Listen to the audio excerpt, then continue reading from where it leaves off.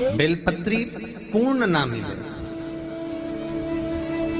एक समय ऐसा आता है कि बेलपत्रियों को कीड़े खा जाते हैं, खंडित हो जाती है, सूख जाती है, बेलपत्री पूर्ण ना मिले।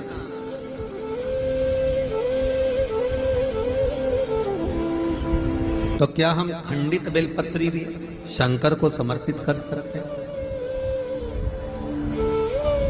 देखिए प्रश्न कितना सुंदर है। उसका प्रश्न केवल एक व्यक्ति के लिए ये प्रश्न नहीं होता, ये प्रश्न जो करे जाते हैं ये जग कल्याण के लिए, सभी के लिए। मान लो अगर बेलपत्री साबुत नहीं है, बेलपत्री कहीं कीड़ा खा गया, कहीं बेलपत्री खंडित हो गई, कहीं बेलपत्री में कुछ तकलीफ है, मालूम कीड़ा हो गया या कुछ हो गया और वो खंडित है, तो क्या हम उसको ना चढ़ाएं कि चढ़ाएं?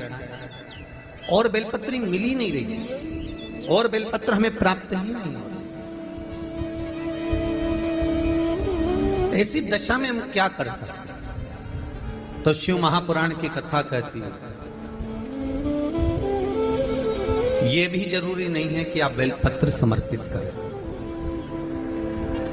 कितना सुंदर कहा है शिव महापुराण की कथा में कि हम ये भी नहीं कह रहे कि बेलपत्र आप समर्पित करें। अगर बेलपत्र खंडित है, टूटी पड़ी है और आपके पास में नहीं है, तो शिव जी की चढ़ी हुई बेलपत्र को धोकर शंकर पर चढ़ा दे। उसने दूसरा प्रश्न लिखा, मान लो मंदिर में भी बेलपत्र नहीं हो तो?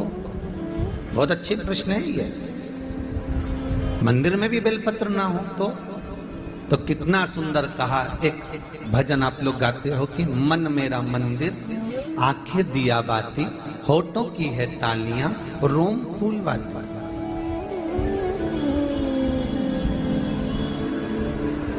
शिव महापुराण की कथा कहती है मान लो अगर ऐसे समय पर बेलपत्र नहीं है तो महाराज भगवान शंकर के शिवलिंग का दर्शन कर कर अपनी ये 3 उंगलियां शिव जी के शिवलिंग को समर्पित करो। कितनी उंगलियां?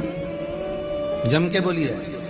3 उंगलियां शंकर के शिवलिंग को समर्पित करिए और बाबा से निवेदन करिए, इसको हमारा बेलपत्र का भाव मानकर आप स्वीकार करिए। ओम नमः शिवाय, श्री शिवाय नमस्तुभ्यम या मां मृत्युंजय का जाप करते हुए, गौरी शंकर का स्मरण करते हुए, हाथ का स्पर्श कर कर बाबा को नमन करो, प्रणाम करो। बाबा उस बेलपत्र को भी स्वीकार कर लेता है।